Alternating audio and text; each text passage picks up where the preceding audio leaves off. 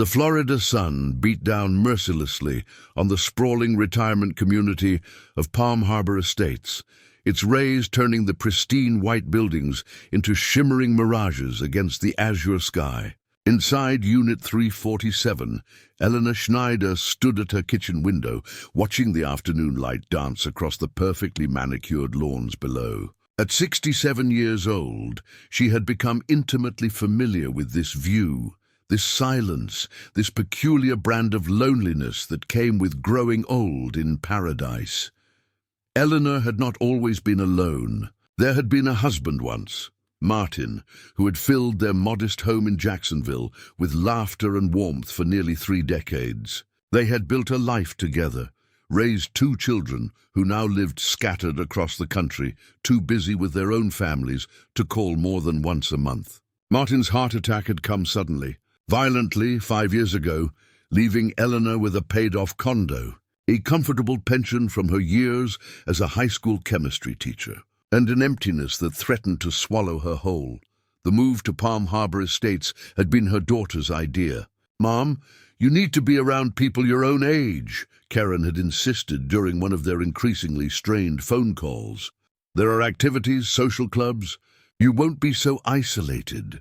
But what Karen didn't understand, what no one seemed to understand, was that being surrounded by other widows and widowers only amplified the loneliness. The bridge games and book clubs felt like elaborate performances, everyone pretending they weren't, just marking time until their own inevitable.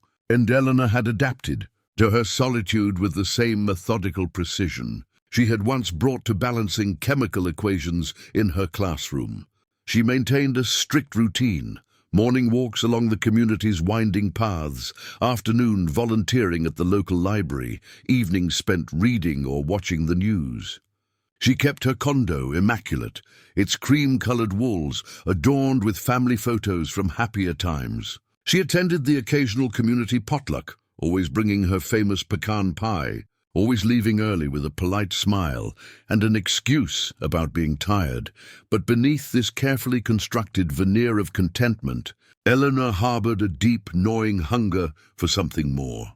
She was not ready to fade into irrelevance, to become just another invisible old woman shuffling through her final years. She had been beautiful once, with striking green eyes and auburn hair that men had written poems about. Age had softened her features, added lines around her eyes and mouth, turned her hair a distinguished silver white, but she still carried herself with grace. She still felt desire, still remembered what it was like to be wanted, to be seen.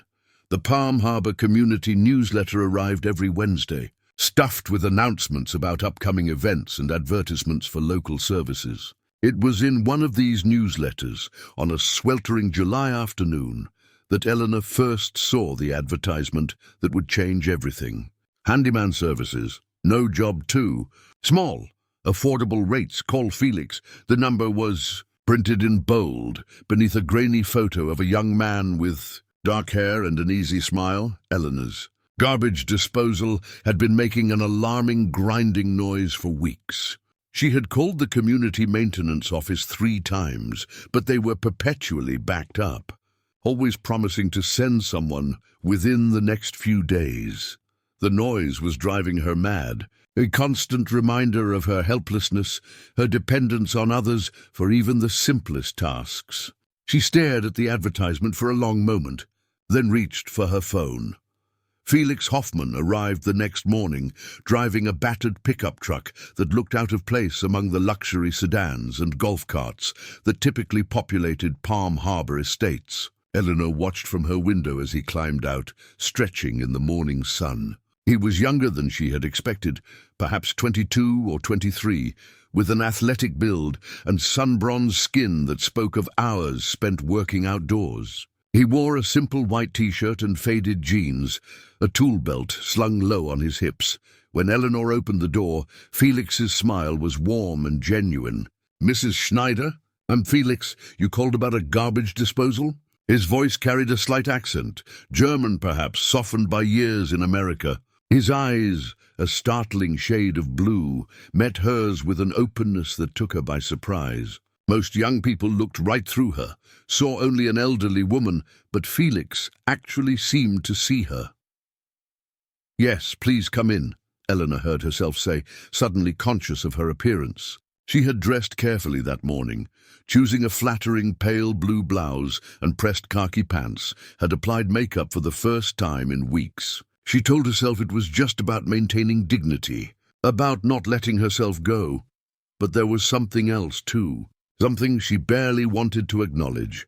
Felix worked with efficient competence, his movements quick and sure as he dismantled the problematic disposal. He made small talk as he worked, asking about her condo, how long she had lived there, whether she liked the community. Eleanor found herself responding with more warmth than usual, drawn in by his easy manner and genuine interest. He told her he was working his way through community college, studying business management, taking whatever jobs he could find to cover tuition and living expenses. "My grandmother came from Germany after the war," Felix explained as he tightened a final bolt. "She always told me that in America, if you work hard enough, you can build something. I'm trying to prove her right."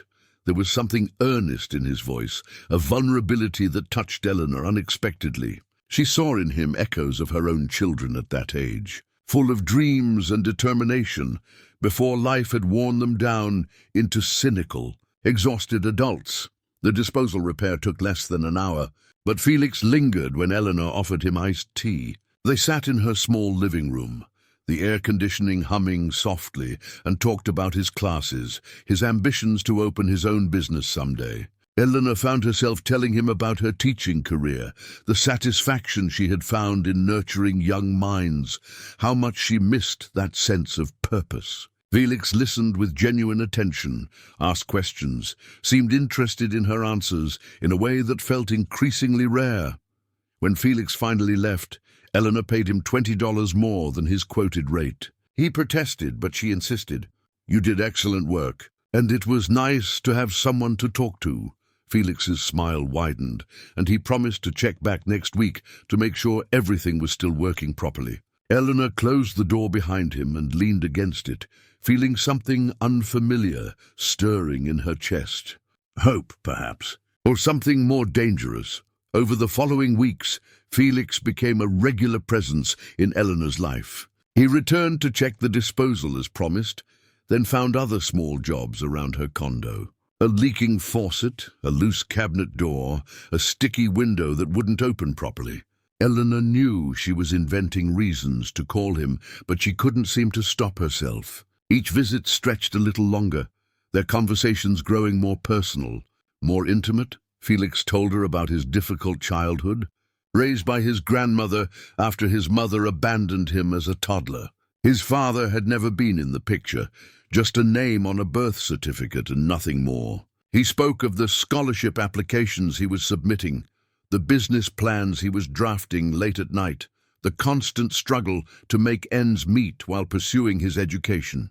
Eleanor found herself captivated by his determination, his refusal to be defeated by circumstances.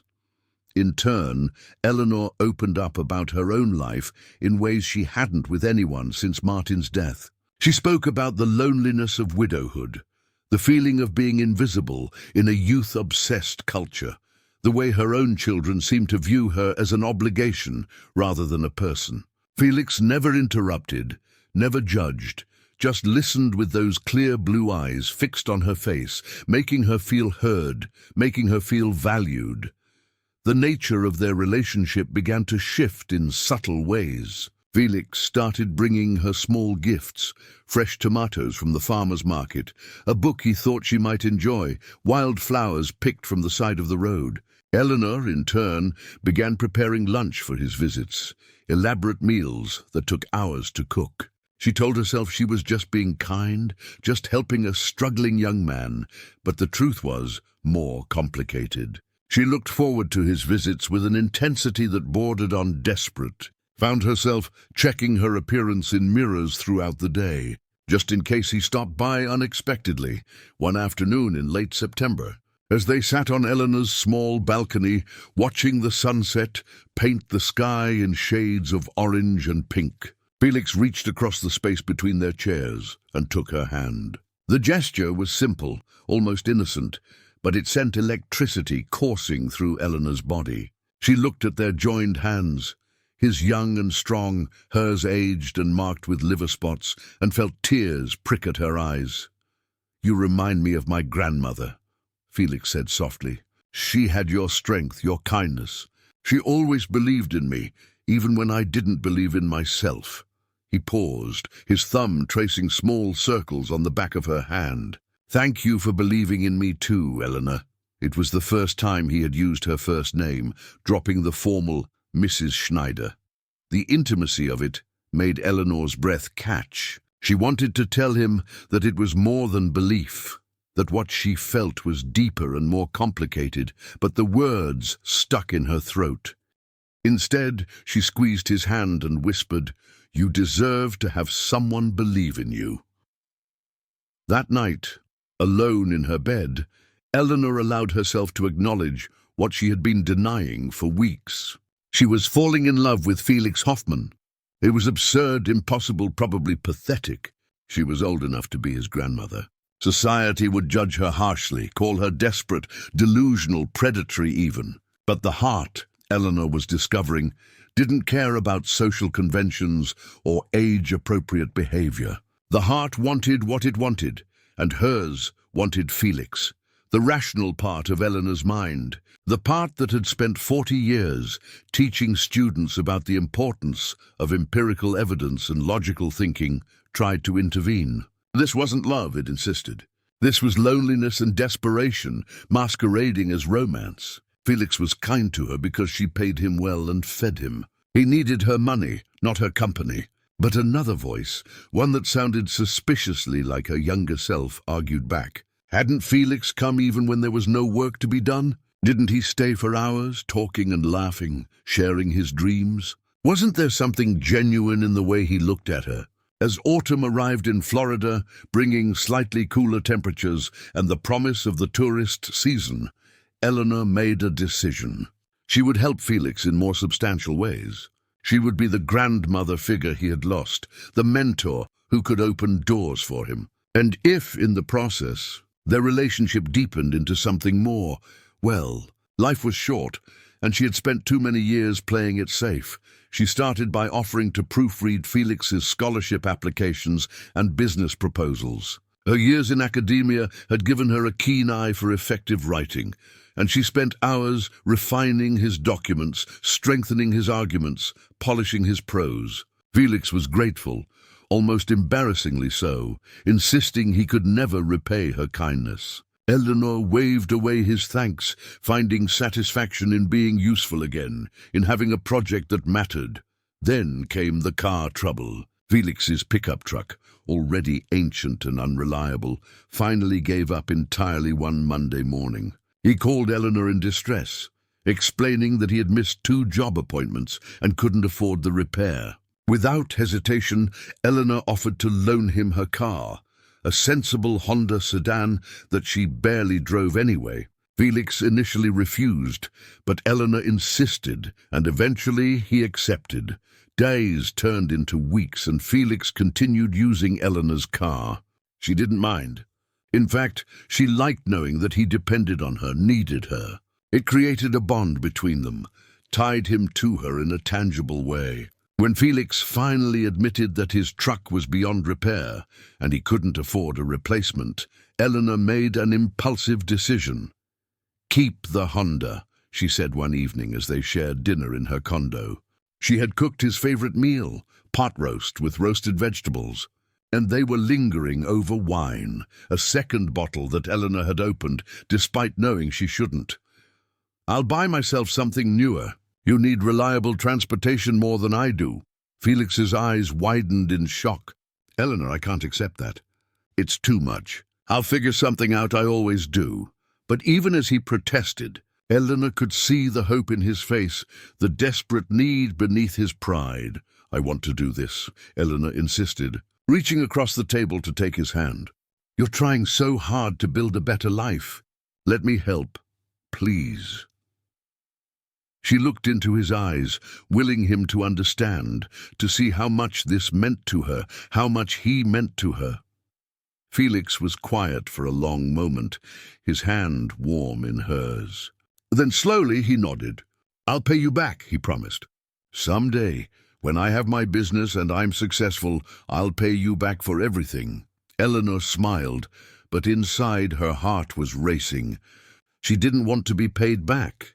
She wanted to be necessary, to be loved, to matter to someone again. And if that meant giving Felix everything she had, then that was exactly what she would do.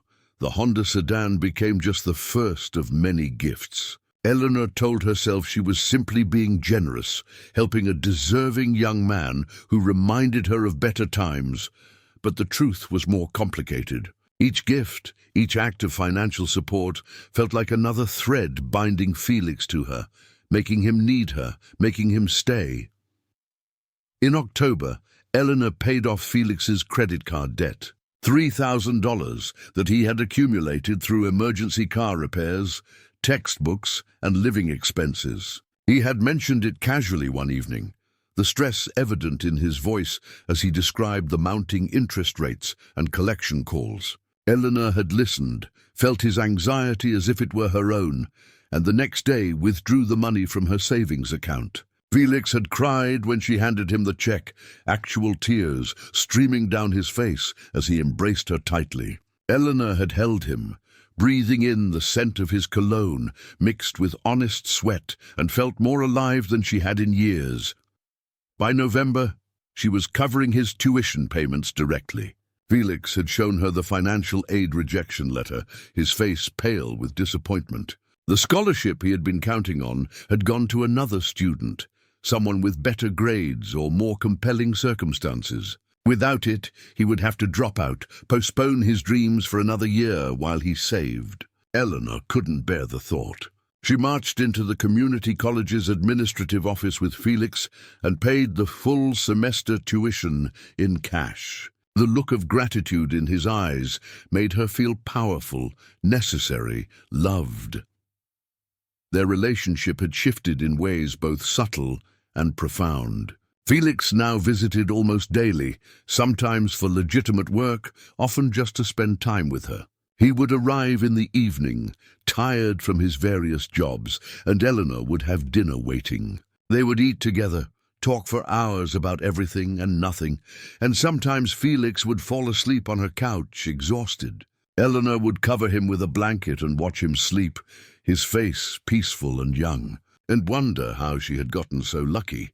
But there were moments that troubled her, small inconsistencies that she tried to ignore. Felix's phone rang constantly during his visits, calls he would step outside to take, returning with vague explanations about work or school. Sometimes he would cancel their plans at the last minute, citing emergencies that always seemed to resolve themselves without detail.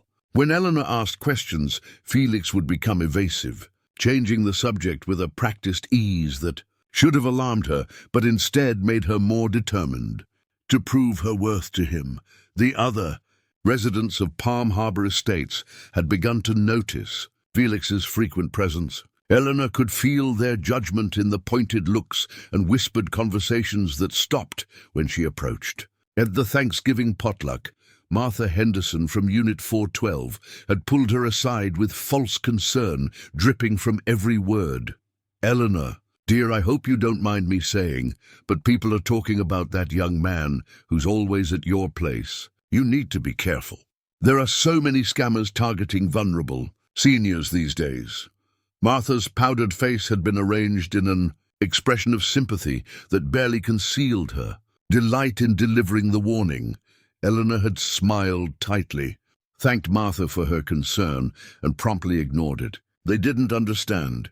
They couldn't understand what it felt like to be seen again, to matter to someone, to have purpose. Felix wasn't scamming her. He genuinely cared about her. He told her so constantly, and Eleanor believed him because she needed to believe him. December arrived with its manufactured cheerfulness. Palm Harbor Estates transformed by excessive holiday decorations and forced festivity. Eleanor's children called, their voices tinny and distant through the phone, making perfunctory inquiries about her plans. Karen invited her to Minnesota for Christmas. A half-hearted offer that Eleanor could hear was made more from obligation than desire. She declined, claiming she had plans with friends, unwilling to admit that Felix had become her entire world. Felix had been acting strangely as Christmas approached, more distracted than usual, often seeming physically present but mentally elsewhere. His visits became shorter, more rushed, and when Eleanor asked what was wrong, he would flash that brilliant smile and assure her everything was fine. Just stress from final exams and year-end work pressures. On a mild evening 2 weeks before Christmas, Eleanor made a decision that would alter the trajectory of everything to follow. She sat Felix down in her living room, poured them both generous glasses of wine, and presented him with an envelope. Inside was a check for $15,000. "I want you to have this," Eleanor said, her voice steady despite her racing heart. "Use it for your business. You're always talking about wanting to start your own company, and I believe you can do it. Consider it an investment in your future." Felix stared at the check, his face unreadable. For a long moment he said nothing, and Eleanor felt panic rising in her throat. Had she gone too far? Was this the gesture that would finally reveal her true feelings, expose her as the desperate old woman she feared she was? Then Felix looked up and his eyes were wet. "I don't know what to say. This is incredible, Eleanor. You've changed my life. I promise I'll make you proud. I'll build something amazing and you'll be part of it." He stood, pulled her into an embrace, and Eleanor felt tears of relief and joy streaming down her face. What she couldn't see with her face buried against his shoulder, was the flash of calculation in Felix's eyes, the slight curl of his lip that suggested satisfaction rather than gratitude. She didn't notice how quickly he pocketed the check, how his embrace loosened almost immediately, how his phone buzzed insistently in his pocket and he pulled away to check it. "I have to go," Felix said abruptly, his attention already elsewhere. "Early morning tomorrow. But thank you, Eleanor. Thank you for everything." He kissed her forehead quickly, a gesture that felt more dismissive than affectionate, and was gone before Eleanor could process what had happened. Alone in her condo, Eleanor stood in the sudden silence and tried to ignore the cold feeling settling in her stomach. She had given him everything he asked for and more. He was grateful. He cared about her. The doubts were just her insecurity, her age making her paranoid. Felix would be back tomorrow or the next day, full of plans and dreams, and everything would be fine. But Felix didn't come back the next day or the day after that. His calls became sporadic, his texts brief and non-committal. Eleanor waited, her phone always within reach, inventing excuses for his absence. He was busy with exams, with holiday work, with starting his business. She convinced herself it was temporary, that he would return with explanations and apologies, that their connection was too strong to simply dissolve. On Christmas Eve, Eleanor sat alone in her decorated condo, a small artificial tree blinking cheerfully in the corner, and admitted to herself what she had been trying desperately to deny. Something had changed. Felix was pulling away, and she was powerless to stop it. The realization brought not sadness, but a cold, creeping anger. She had given him everything, sacrificed her savings and her dignity, and he was abandoning her like everyone else eventually did. Eleanor poured herself another glass of wine and stared out at the dark Florida night. She thought about the chemistry lab where she had spent decades teaching impressionable teenagers about the power of compounds, the delicate balance of elements that could create or destroy. She thought about how easily certain substances could be obtained, how simple it would be to use her knowledge in ways she had never imagined. The thought should have horrified her, but instead it brought a strange calm. Eleanor wasn't ready to be discarded, to return to her invisible existence. If Felix thought he could use her and walk away unscathed, he had severely underestimated Eleanor Schneider. She had been a patient woman all her life, accommodating and selfless. But patience, she was discovering, had its limits, and she was about to reach hers. New Year's Eve arrived with forced celebration throughout Palm Harbor Estates. Eleanor declined all invitations, remaining in her condo with the curtains drawn and the television muted. Felix had sent a single text message on Christmas Day. "Sorry been so busy. Talk soon." 3 words that had to sustain her through 7 days of silence and mounting dread. On January 3rd, Eleanor's phone finally rang with Felix's number. Relief flooded through her as she answered, perhaps too eagerly. "Felix, I've been so worried." "Are you all right?" "Eleanor, hey. Listen, I need to talk to you about something." His voice sounded different, formal, as if he were speaking to a stranger. "Can I come by tomorrow afternoon?" The relief curdled instantly into anxiety. People only prefaced conversations that way when delivering bad news. "Of course." "Is everything okay?" "We'll talk tomorrow." 2 o'clock? He hung up before she could respond, leaving Eleanor staring at her phone with trembling hands. She barely slept that night, running through scenarios in her mind. Maybe he was moving away for a better job opportunity. Maybe the business was failing and he needed more money. Maybe he had finally realized what she had been too afraid to say aloud, that she loved him and was coming to gently reject her. Each possibility felt worse than the last. Felix arrived exactly at 2, but he wasn't alone. Beside him stood a young woman, perhaps 20 or 21, with glossy dark hair and expensive clothing that spoke of wealth Eleanor could never match. The girl's hand rested possessively on Felix's arm, and she wore a diamond ring that caught the afternoon light. "Eleanor, this is Amber Chen," Felix said, his voice carefully neutral. "My fiancée." The word hit Eleanor like a physical blow. Fiancée. The world tilted slightly, colors becoming too bright, sounds too loud. She gripped the doorframe for support, trying to process what she was hearing. "We wanted to tell you in person," Felix continued, seemingly oblivious to Eleanor's distress. "We're getting married next month, February 14th. Valentine's Day. Amber's parents are planning the whole thing at their estate in Boca Raton. It's going to be incredible." Amber smiled, a practiced expression that didn't reach her eyes. "Felix has told me so much about you, Mrs. Schneider. How kind you've been to him. We really appreciate all your help." Her tone was polite but dismissive, the way one might thank a waitress or a cashier, someone who provided a service and was now irrelevant. Eleanor found her voice, though it sounded distant and strange. "When did this happen?" Felix had the grace to look slightly uncomfortable. "We've been together for almost 2 years. I know I should have mentioned it before, but things were complicated. Amber was away at college and we were figuring things out. But we're solid now, ready to start our life together. 2 years. Eleanor's mind reeled, calculating dates, remembering conversations. All those evenings together, all those intimate moments she had treasured, and he had been with this girl the entire time. She had been nothing but a convenient benefactor, a lonely old woman too desperate to see what was plainly in front of her. "The money I gave you," Eleanor heard herself say, her voice hollow. "Was that for your business or for your wedding?" Felix shifted uncomfortably. "A little of both, actually. Amber's parents are covering most of the wedding costs, but I wanted to contribute something. Show them I can provide for their daughter. And I am working on the business too, I swear. You'll see results soon." Amber's phone buzzed, and she glanced at it impatiently. "Babe, we need to go. The caterer is waiting." She looked at Eleanor with barely concealed boredom. "It was nice meeting you, Mrs. Schneider. Thanks again for everything." They left quickly, Amber already chattering about floral arrangements and seating charts before they reached the parking lot.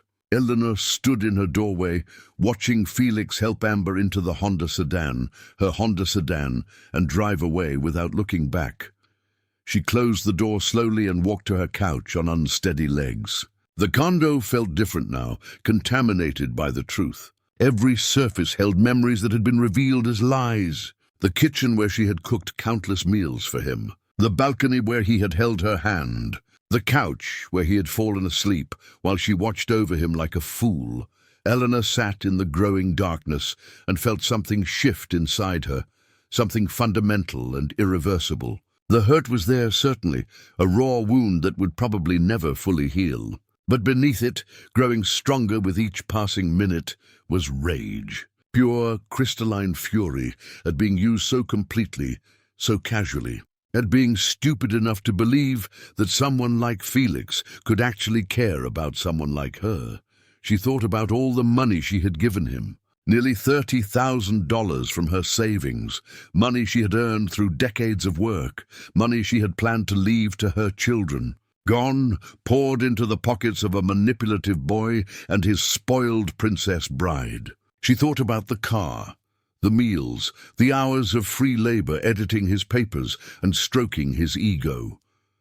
Eleanor walked to her computer and opened Facebook, something she rarely used. It took only minutes to find Amber Chen's profile, public and filled with photos. There was Felix in dozens of pictures, always by Amber's side at parties and beaches and expensive restaurants. Photos dated back 2 years, exactly as he had said, visual evidence of Eleanor's monumental stupidity. The most recent post was from that morning. A photo of Amber's manicured hand displaying her engagement ring captioned, "1 month until I marry my forever." February 14th can't come soon enough. Hearts and congratulatory comments filled the screen. Eleanor stared at the date. February 14th, Valentine's Day. The day Felix would pledge his life to Amber Chen, surrounded by wealth and celebration, probably never thinking about the old woman who had funded his transformation from struggling student to suitable son-in-law. She closed the laptop and sat in the darkness, her mind eerily calm now, moving through possibilities with the same methodical precision she had once applied to her chemistry lessons. Confronting them would accomplish nothing. They would apologize insincerely and move on with their lives, dismissing her as a nuisance. Going to the police was pointless. She had given Felix the money willingly, and there were no laws against breaking an old woman's heart. But there were other options. Eleanor had spent 40 years teaching teenagers about chemical compounds, about the delicate balance between medicine and poison, about how certain substances could stop a human heart while leaving barely a trace. She had access to materials, knowledge, and most importantly, nothing left to lose. The thought should have frightened her, but instead brought a strange sense of purpose. Eleanor wasn't going to fade quietly into irrelevance. She wasn't going to let Felix and Amber build their perfect life on the ruins of her dignity. If they wanted to get married on Valentine's Day, she would make sure it was a wedding they would never forget. Eleanor spent the following weeks in careful preparation, moving through her days with a calm that would have alarmed anyone paying attention. But no one was paying attention. That was the advantage of being an elderly woman in a retirement community. People looked through you, assumed you were harmless, irrelevant, incapable of anything beyond bridge games and early bird dinner specials. Her old chemistry textbooks, stored in boxes since her retirement, now sat open on her dining room table. Eleanor had forgotten how much she missed the elegant simplicity of chemical formulas, the predictable reactions, the absolute certainty of cause and effect. Unlike human relationships, chemistry didn't lie or manipulate. It simply was. The compound she needed was readily available to anyone who knew where to look. Digoxin, a heart medication derived from foxglove plants, lethal in sufficient doses, yet naturally occurring enough to avoid immediate suspicion. Eleanor had taught a unit on medicinal plants turned poison every spring for decades. She knew the symptoms of digoxin toxicity mimicked a heart attack, nausea, confusion, irregular heartbeat, cardiac arrest. In a young, healthy person, it would be unexpected but not impossible, especially if that person had an undiagnosed heart condition.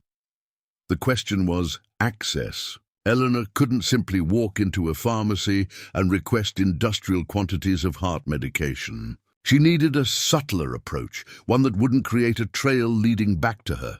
The answer came through the Palm Harbor Estates volunteer network. Eleanor had been helping at the community's medication disposal program, where residents turned in expired or unused prescriptions for proper disposal. It was tedious work that most volunteers avoided, sorting through orange pill bottles and checking expiration dates. But it gave Eleanor access to exactly what she needed. Mrs. Gladys Morrison from Unit 523 had died in December.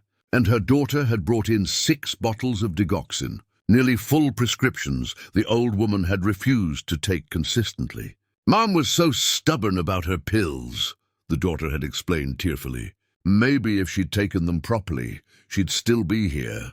Eleanor had expressed her condolences, logged the medications properly in the disposal registry, and then quietly pocketed 3 bottles when the supervising nurse stepped away to answer a phone call. It was astonishingly easy. No one suspected the white-haired chemistry teacher of theft. No one imagined what she might do with stolen heart medication.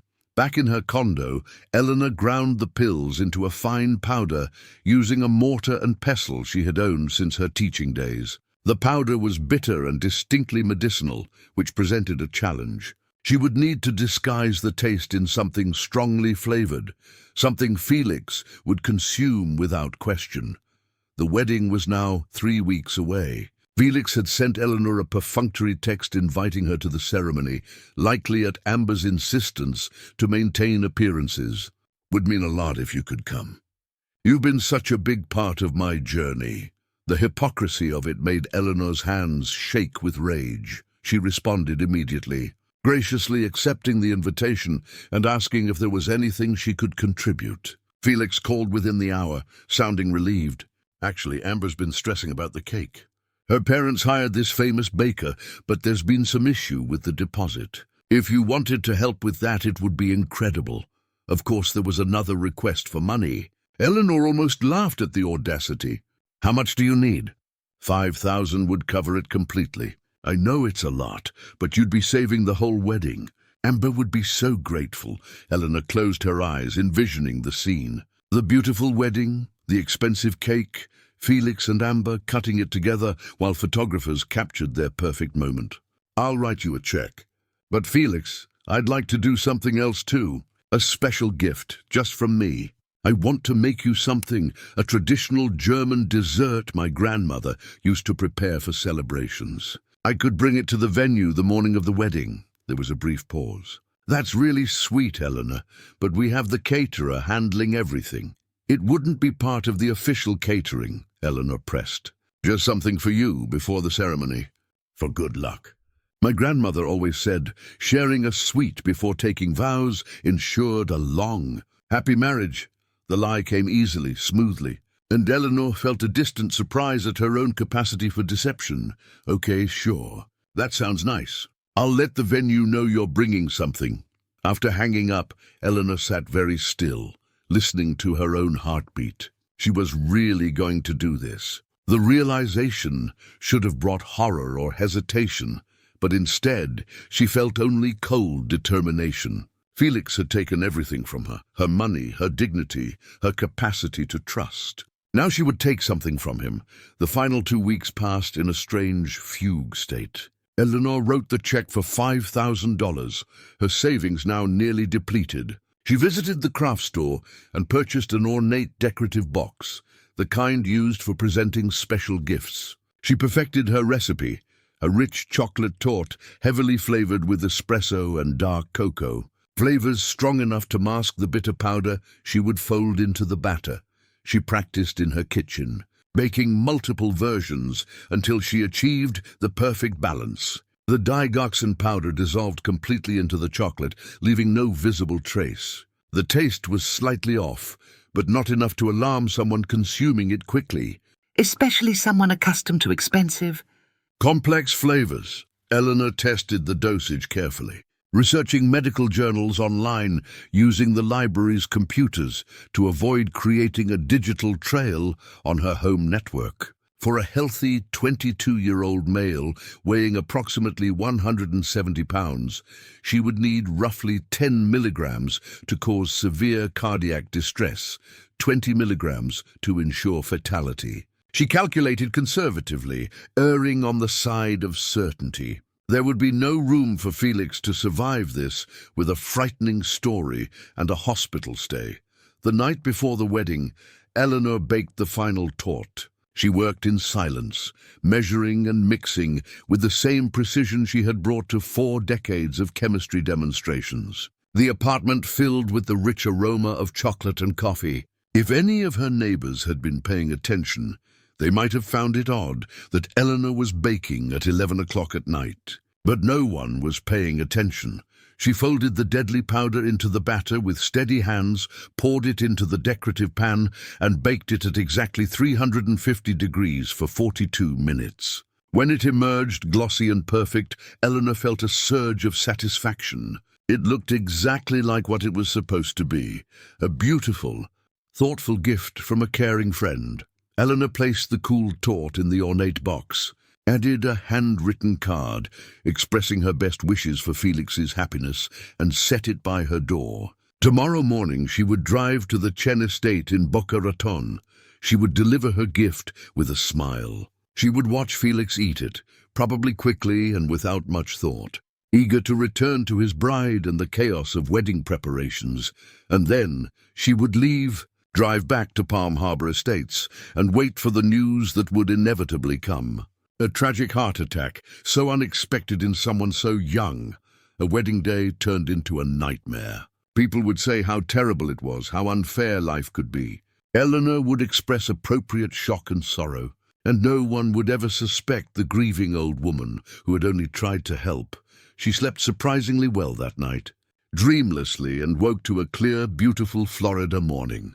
Valentine's Day had arrived, and Eleanor Schneider was ready to deliver her gift. The Chen estate sprawled across 3 acres of prime Boca Raton real estate, its manicured grounds dotted with white tents and elaborate floral arrangements. Eleanor arrived at 9 in the morning, the decorative box containing the torte resting carefully on her passenger seat. The guard at the gate checked her name against a list and waved her through without interest. Wedding preparations were already in full chaos.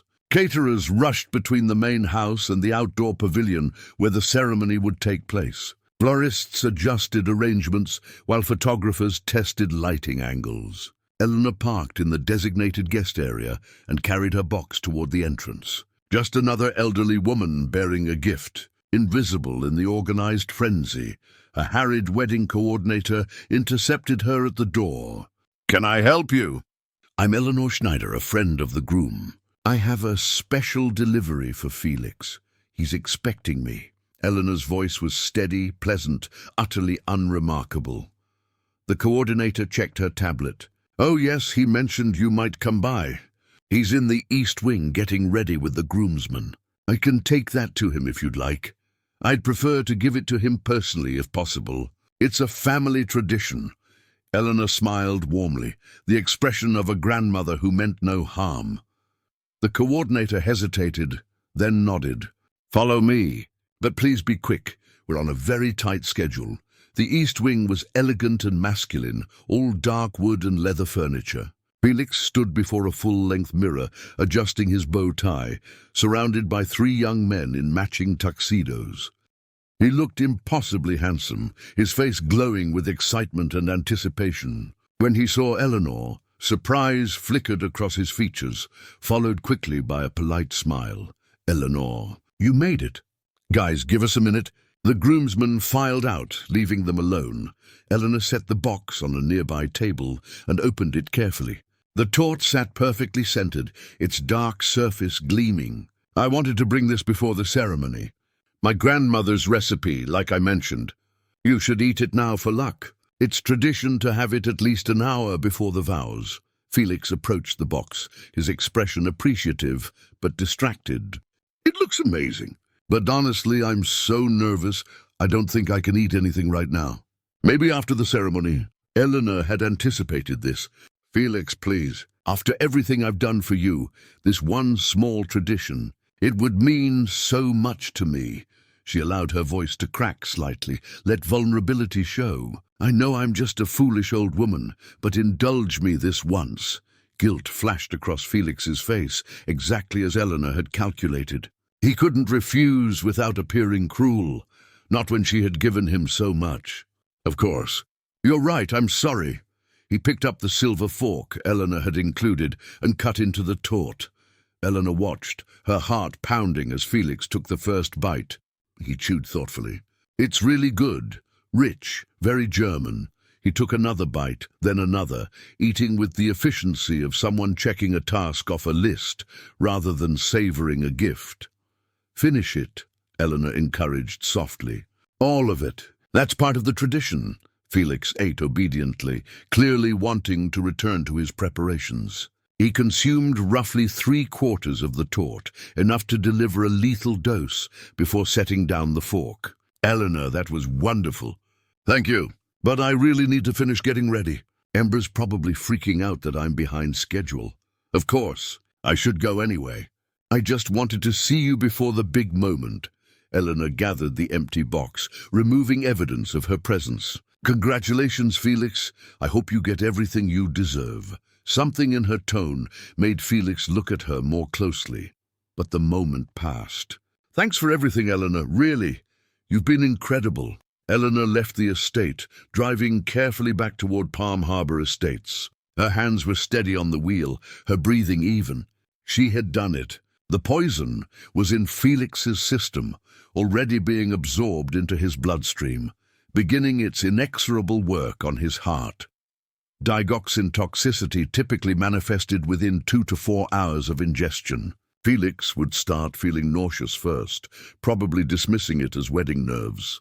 Then would come the irregular heartbeat, the confusion, the chest pain. By the time anyone realized something was seriously wrong, it would be too late. His heart would simply stop.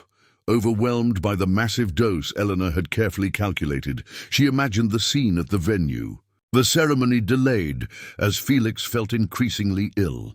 Ember's panic as her groom collapsed. The screaming, the frantic calls for help, the ambulance that would arrive too late. Valentine's Day, a celebration of love, transformed into a tragedy no one would forget.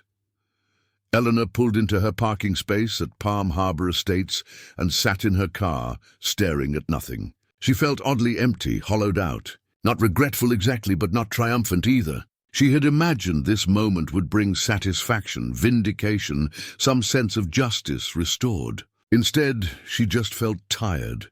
Inside her condo, Eleanor cleaned meticulously, washing the tort pan and utensils, disposing of the empty pill bottles in different dumpsters around the complex. She changed clothes, placing what she had worn to the estate in a garbage bag for later disposal. She was methodical, careful, leaving nothing that could connect her to what was about to unfold. At 2 o'clock, the wedding ceremony should have been starting. Eleanor sat in her living room, phone in hand, waiting for news that she knew would come. Felix had her number. Someone would call when he collapsed, seeking information, trying to understand what had happened. The call came at 3:15, but it wasn't from Felix's phone. It was from a number Eleanor didn't recognize. She answered with forced calm. "Hello? Is this Eleanor Schneider?" A male voice, official and serious. "Yes, who's calling?" "This is Detective Marcus Reynolds with the Boca Raton Police Department. I need to ask you some questions about Felix Hoffman. I understand you saw him this morning?" Eleanor's heart stuttered. "Police!" They were calling already, faster than she had anticipated. "Yes, I delivered a gift to him before his wedding. Is something wrong?" "Mr. Hoffman is currently in critical condition at Boca Raton Regional Hospital. He collapsed during his wedding ceremony with symptoms consistent with poisoning. Multiple witnesses reported you were the last person to see him alone before he became ill. We need you to come to the station immediately." The world tilted. Critical condition. Not dead, not yet. And they already suspected her, already knew she had been there. Eleanor gripped the phone, her mind racing through possibilities, excuses, explanations. But there was only one truth, and it was about to destroy everything. "I'll come right now," Eleanor heard herself say. "Of course I'll help however I can." She hung up and sat very still. Felix was alive. Dying, perhaps, but not dead yet. And the police knew she had brought him something. The careful plan she had constructed was unraveling before her eyes. And Eleanor Schneider realized with terrible clarity that she had severely underestimated the consequences of her actions. The Boca Raton police station was sterile and cold, fluorescent lights humming overhead as Eleanor sat in an interrogation room. Detective Reynolds sat across from her, a woman in her 40s, with sharp eyes that missed nothing. Beside him was Detective Sarah Chen, younger, taking notes with mechanical precision. "Mrs. Schneider." "Let's start from the beginning," Reynolds said, his voice professionally neutral. "You brought Felix Hoffman food this morning. What exactly did you give him?" Eleanor's hands trembled in her lap. She had rehearsed this moment, prepared explanations, but sitting here under the cold scrutiny of law enforcement, her carefully constructed defenses crumbled. "A chocolate torte, a family recipe. I wanted to give him something special for his wedding day. Did you make this torte yourself?" "Yes, and you watched him eat it." Eleanor nodded, unable to speak. Detective Chen leaned forward. "Mrs. Schneider, Felix Hoffman is currently sedated in the ICU with acute digoxin toxicity. The doctors found lethal levels in his system. That doesn't happen naturally in a 22-year-old. Where did you get digoxin?" The directness of the question caught Eleanor off guard. She had expected them to circle around accusations, to build their case slowly. Instead, they already knew. They had tested Felix's blood, identified the poison, and traced it back to her within hours. "I used to be a chemistry teacher," Eleanor said quietly. "I know about compounds, about how they work." "That's not an answer to my question," Chen pressed. "Where did you obtain a prescription medication in quantities sufficient to poison someone?" Eleanor looked at her hands, aged and spotted. Hands that had taught thousands of students, that had held her husband during his final moments, that had measured poison into chocolate batter with steady precision. "From the medication disposal program at my community. People turn in unused prescriptions. It's not well monitored." The admission hung in the air, damning and irreversible. Reynolds exchanged a glance with his partner. "So you're admitting you stole prescription medication and used it to poison Felix Hoffman?" "I gave him a gift," Eleanor said, her voice stronger now. "One gift, after I gave him everything else. My savings, my car, my time, my dignity. He took it all, and then he threw me away like garbage. He used me to fund his perfect life with his perfect bride." "So this was revenge?" Reynolds asked. Eleanor met his eyes. This was justice. The interrogation continued for 3 more hours. Eleanor, exhausted and past the point of self-preservation, told them everything. The progression of her relationship with Felix, the money she had given him, the betrayal she felt upon discovering his engagement. She described in clinical detail how she had stolen the digoxin, calculated the dosage, prepared the torte. She left nothing out, a confession as thorough as any prosecutor could hope for. When they finally allowed her to call her daughter, Karen's voice was shrill with disbelief. "Mom, what have you done? They're saying you tried to murder someone." "I did," Eleanor said simply. "I poisoned Felix Hoffman. He's probably dead by now, but Felix wasn't dead." Against all odds, the paramedics had arrived while his heart was still beating. The doctors at Boca Raton Regional, suspecting poisoning based on his rapid deterioration, had administered digoxin-specific antibody fragments. Felix would survive, though the damage to his heart was permanent. He would require medication for the rest of his life, a daily reminder of the Valentine's Day. His wedding became a crime scene. Eleanor was formally arrested and charged with attempted first-degree murder. The bail hearing was brief. The judge, a stern woman in her 60s, looked at Eleanor with something that might have been pity or disgust. "Mrs. Schneider, the evidence against you is overwhelming. You've confessed to premeditated attempted murder. Bail is denied. You'll remain in custody until trial." The Palm Beach County Jail was nothing like Eleanor had imagined from television. It was louder, more chaotic, filled with women whose desperation seemed to vibrate in the recycled air. Eleanor kept to herself, ate little, slept less. Her court-appointed attorney, a young man named David Torres, visited regularly with increasingly grim updates. "The prosecution is offering a plea deal. Second-degree attempted murder, 20 years with possibility of parole after 12. Given your age and clean record, it's the best we're going to get. If we go to trial and lose, you're looking at life." Eleanor considered this. She was 67 years old. 12 years would make her 79, assuming she survived incarceration. The rest of her life would be lived behind bars or under parole supervision. There would be no redemption, no return to normalcy. What does Felix say? Eleanor asked. Torres looked uncomfortable.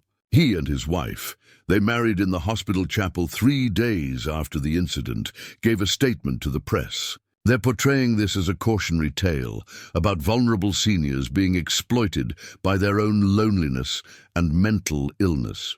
The irony made Eleanor laugh, a harsh sound in the small visiting room. Felix had rewritten the narrative, transforming himself from manipulative user into sympathetic victim, and the world would believe him because he was young and handsome and nearly died on his wedding day.